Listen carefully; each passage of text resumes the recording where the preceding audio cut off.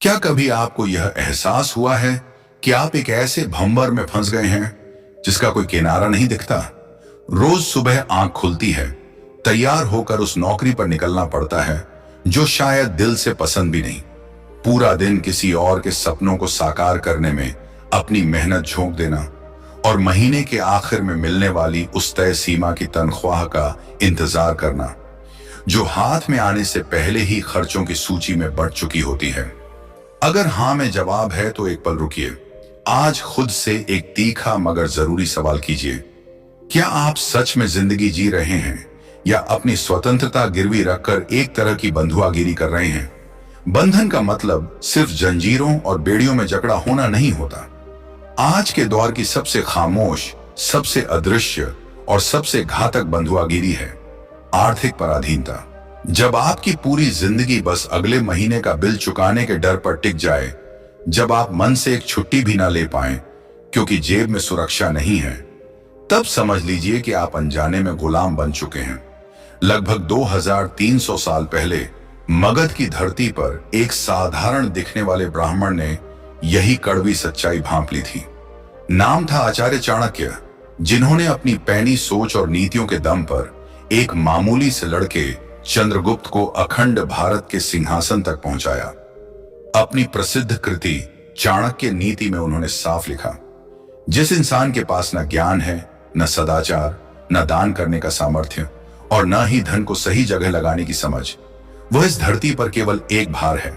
मनुष्य रूप में पशु सा जीवन जीता है और सदा दूसरों की सेवा में बंधा रहता है। धन कमाना एक हुनर है, पर धन से धन उपजाना और उसे उचित दिशा देना असली महाकौशल है। यदि आप अपनी कमाई को महज बैंक खाते में जंग खाने दे रहे हैं या दिखावे के गैजेट्स और जूतों पर लुटा रहे हैं, तो आप स्वयं अपने हाथों अपनी परतंत्रता के दस्तावेज पर हस्ताक्षर कर रहे हैं। चाणक्य कहते थे कि धन एक शक्ति है, यदि इसे सही मार्ग न मिले तो यह विनाश की राह पकड़ लेती है। आज हम उसी छुपे हुए चाणक्य ज्ञान की तह खोलेंगे और 5 ऐसे क्षेत्रों की गहराई से चर्चा करेंगे जहां आज पैसा न लगाया तो बाकी की पूरी जिंदगी दूसरों की मर्जी पर नाचते हुए गुजारनी पड़ेगी। बिना किसी घुमाव के सीधे पहली और सबसे अहम जगह की बात करते हैं, जहां आपका पहला रुपया जाना चाहिए, खुद का निर्माण। जब लोग निवेश शब्द सुनते हैं तो दिमाग में सबसे पहले क्या कौंधता है? शेयर बाजार, जमीन जायदाद, सोना या फिक्स डिपॉजिट। लेकिन आचार्य चाणक्य की सोच इससे कहीं आगे थी। चाणक्य नीति का एक श्लोक है, विद्वत्व और राजपद की तुलना कभी नहीं हो सकती।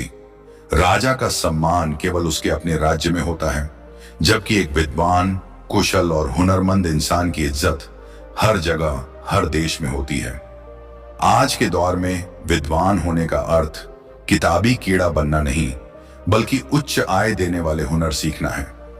आप खुद अपनी सबसे बड़ी पूंजी हैं। सोचिए, यदि कल मंदी आ जाए, नौकरी छूट जाए या व्यापार ठप पड़ जाए, तो आपके पास क्या शेष रहेगा? गाड़ियां, महंगी ईएमआई, ब्रांडेड कपड़े, सब बेकार पड़े रह जाएंगे। मगर जो हुनर आपके मस्तिष्क में बसा है, जो कला आपने सीखी है, उसे न कोई सरकार छीन सकती है, न मंदी, न चोर। इस डिजिटल युग में यदि रोज कुछ नया नहीं सीख रहे तो आगे नहीं, पीछे खिसक रहे हैं। क्या आप वीडियो एडिटिंग सीख रहे हैं? क्या आप एआई के औजार इस्तेमाल करना सीख रहे हैं? क्या आपको प्रभावी संवाद, संचार कौशल और अपनी बात को असरदार तरीके से पेश करना आता है? अगर नहीं तो खतरा बड़ा है।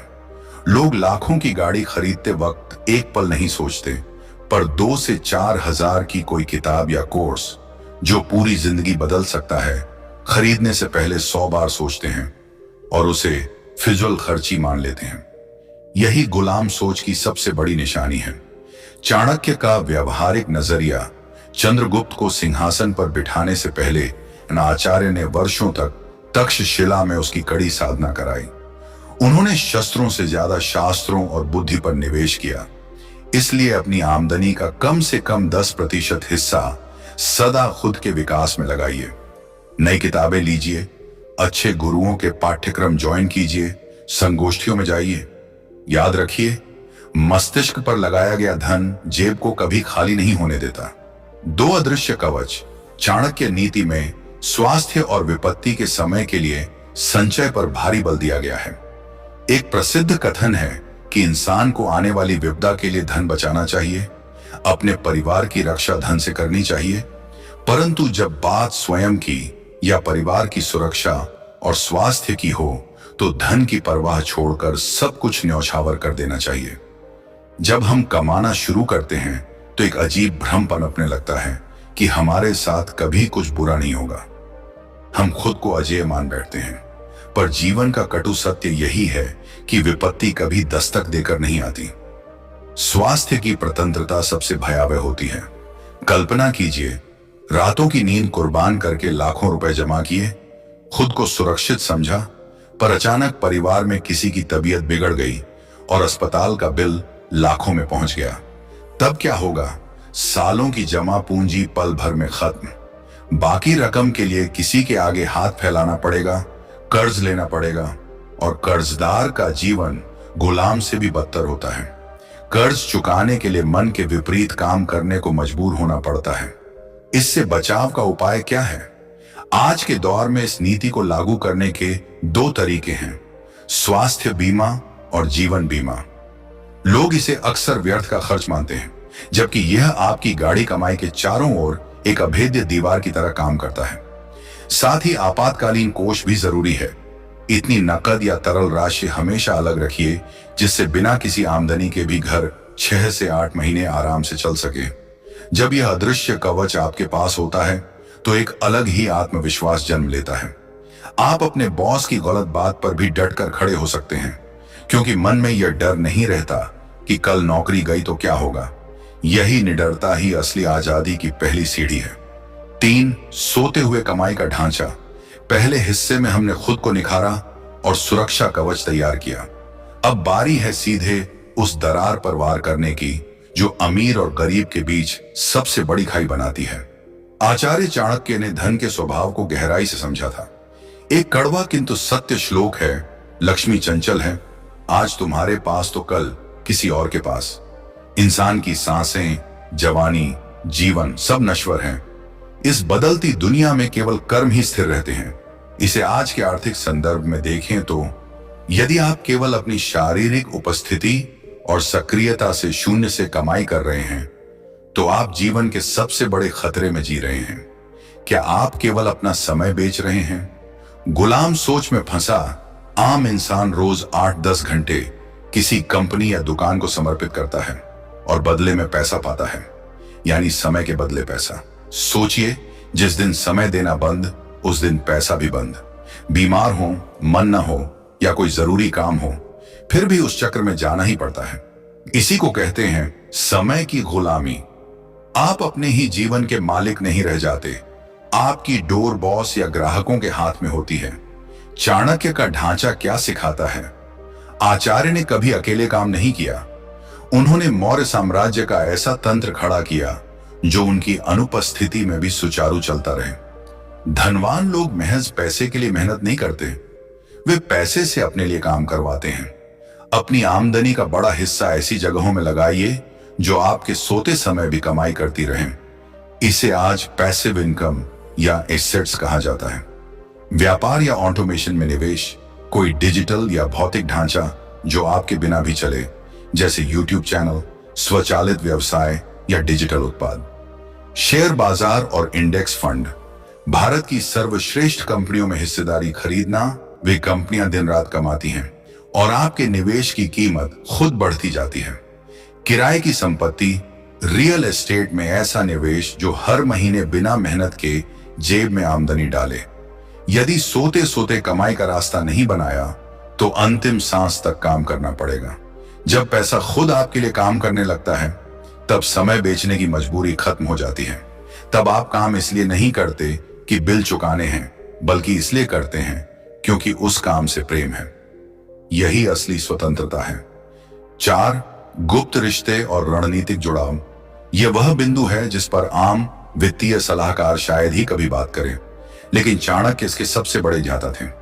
चाणक्य नीति का एक तीखा श्लोक कहता है, जो बीमारी में, संकट में, अकाल के समय, शत्रु के आक्रमण पर, कचहरी में और श्मशान में साथ खड़ा रहे, वही सच्चा बंधु है। पर आज के युग में ऐसे लोग ढूंढे नहीं मिलते। तो चाणक्य यहां क्या समझाना चाहते हैं? संबंधों में निवेश करना। पैसा केवल कागज के टुकड़े नहीं, असली दौलत लोग हैं। आपका नेटवर्क ही आपकी नेटवर्क तय करता है। दिखावटी दोस्ती बनाम रणनीतिक रिश्ते। आज के युवा पैसा कहां लुटाते हैं? महंगी पार्टियों में, ऐसे लोगों को प्रभावित करने में जिन्हें वे असल में पसंद भी नहीं करते। यह निवेश नहीं, अपव्यय है। चाणक्य कहते थे, सिंह की दोस्ती केवल सिंह से होनी चाहिए, सियारों से नहीं। अपना समय और धन उन लोगों के साथ जोड़िए जो मानसिक, आर्थिक और रणनीतिक रूप से आपसे आगे हों।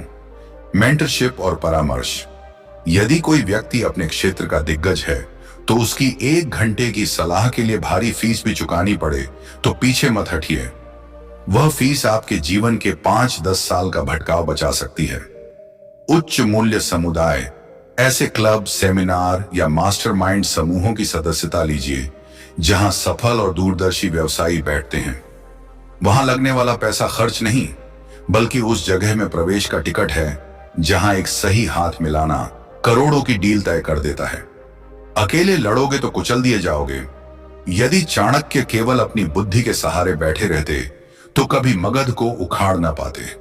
उन्होंने धनानंद के शत्रुओं से हाथ मिलाया, राजा पर्वतक से गठबंधन किया और देश भर में जासूसों का ऐसा जाल बुना जो उनके इशारे पर चलता था। यदि आज आप जेब में पैसा दबाए बैठे हैं और किसी से व्यावसायिक या रणनीतिक रिश्ता नहीं बना रहे, तो याद रखिए, जब बड़ा संकट या मंदी आएगी, अकेले उस तूफान का सामना नहीं कर पाएंगे। पर सही नेटवर्क हो तो एक फोन कॉल डूबती नाव को किनारे लगा सकता है। गलत लोगों पर उड़ाया धन कर्जदार बनाता है, सही लोगों पर लगाया धन सम्राट बनाता है। 5. अदृश्य कवच और सत्कर्म। 4 जगहों पर धन लगाकर आपने खुद को सक्षम बनाया, सुरक्षा कवच तैयार किया, सोते हुए कमाई का ढांचा खड़ा किया और शक्तिशाली नेटवर्क बनाया। पर आचार्य चाणक्य यही नहीं रुके। उन्होंने एक 5वीं जगह भी बताई जिसे सुनकर खुद को अत्यंत व्यावहारिक मानने वाला आधुनिक इंसान शायद मुस्कुरा दे। पर चाणक्य की दूरदृष्टि के आगे आज की पूरी अर्थव्यवस्था नतमस्तक हो जाती है। एक गहन श्लोक कहता है, जीवन में अत्यधिक लोभ नहीं करना चाहिए, न ही लोभ को पूर्णतः त्यागना चाहिए। अत्यधिक लोभी की बुद्धि नष्ट हो जाती है और अंततः उसके सिर पर विनाश का चक्र मंडराने लगता है। चाणक्य ने धन की 3 गतियां बताई, दान, उपभोग और नाश। जो अपने धन का न सही दान करता है न सही उपभोग, उसके धन की तीसरी गति यानी विनाश तय है। इसलिए 5वीं और अत्यंत अहम जगह है सुनियोजित परोपकार, यानी अपनी कमाई का एक अंश समाज, धर्म और नेक कार्यों में लगाना। यह अंधविश्वास नहीं, बल्कि कलयुग का सबसे बड़ा बीमा है। आज के कॉरपोरेट जगत में इसे CSR कहा जाता है। दुनिया के शीर्ष धनवान, चाहे बिल गेट्स हों, वॉरेन बफेट या रतन टाटा, अपनी कमाई का बड़ा हिस्सा दान करते हैं। क्यों? क्या वे मूर्ख हैं? बिल्कुल नहीं। अध्यात्म की भाषा में इसे कर्म सिद्धांत कहते हैं और चाणक्य की भाषा में सद्भावना व पुण्य का संचय। जब आप समाज के वंचित वर्ग की, निरीह प्राणियों की, अनाथों की या किसी नेक कार्य की मदद करते हैं, तब आप समाज पर एक सकारात्मक छाप छोड़ते हैं जो समय आने पर आपकी सबसे बड़ी ढाल बनती है। चाणक्य ने अर्थशास्त्र में लिखा कि किसी राजा का खजाना तब तक सुरक्षित नहीं जब तक उसकी प्रजा संतुष्ट और सुखी ना हो। यदि आप केवल अपना खजाना भरते जाएं और आसपास लोग भूखे मरें, तो एक दिन वही निराश भीड़ आपका खजाना तोड़ने आ जाएगी। फ्रांसीसी क्रांति और इतिहास के बड़े विद्रोह इसके गवाह हैं। अपनी आय का 2 से 5% हिस्सा सदा निरीह जीवों की सेवा में, वंचित बच्चों की शिक्षा में या किसी नेक कार्य में लगाइए। जब किसी भूखे को भोजन कराते हैं तो वह केवल भोजन नहीं पाता, आप स्वयं आने वाले बुरे वक्त के प्रभाव को कम कर रहे होते हैं। जब समाज को लौटाते हैं तो समाज आपके व्यवसाय और आपकी पहचान को सर आंखों पर बिठाता है। कड़वी किंतु जरूरी सच्चाई, तिजोरी में बंद वह धन जो सिर्फ अहंकार पोसता है, अंततः विनाश का कारण बनता है। पर जो धन दूसरों के आंसू पोंछने के काम आता है, वह अदृश्य आशीर्वाद बनकर आपके साम्राज्य की नींव को वज्र सा मजबूत कर देता है।